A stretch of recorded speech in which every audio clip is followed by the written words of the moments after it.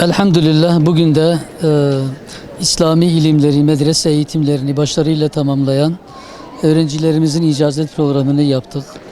Katılımcılardan Allah razı olsun. İnşallah güzel bir ana şahitlik ettiler. Güzel bir program olduğuna inanıyoruz. Alimler ve Medreseler Birliği olarak 10.sunu Batman'da yapıyoruz. Bu da yüzlerce ilim öğrencisi demektir. Rabbimizden temennimiz bu icazetlerin, bu merasimlerin toplumun ıslahına, hidayetine vesile kılmasıdır.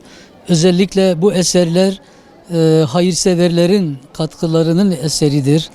Bu icazetler, bu merasimler, bu mezuniyetler kesinlikle özellikle maddi anlamda katkı sunan hayırseverlerin, seydalarımızın, eğitimcilerimizin, bu işe gönül veren insanlarımızın bıraktığı bir eserdir. Güzel bir program olduğuna inanıyoruz.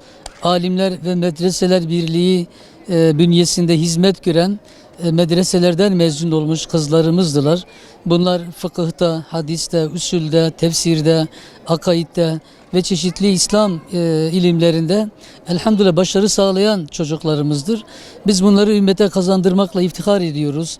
Rabbimize şükür ediyoruz. Bu günleri, bu mezuniyetleri, bu hizmetleri bize gösterdiği için, nasip ettiği için Rabbimize ne kadar şükretsek azdır. Bu vesileyle bu mezuniyetlerin halkımıza, toplumumuza, bölgemize, coğrafyamıza hayırlar getirmesini, bereketler getirmesini Cenab-ı Allah'tan niyaz ediyoruz. Hem katılımcılara teşekkür ediyorum. Ayrıca mezun olan kızlarımızı da başarılarını tebrik ediyoruz. Onları kutluyoruz. Bundan sonraki hayatlarında başarılar diliyoruz. Saflık kokan düşüncelerin arasında bir nefes alıyoruz.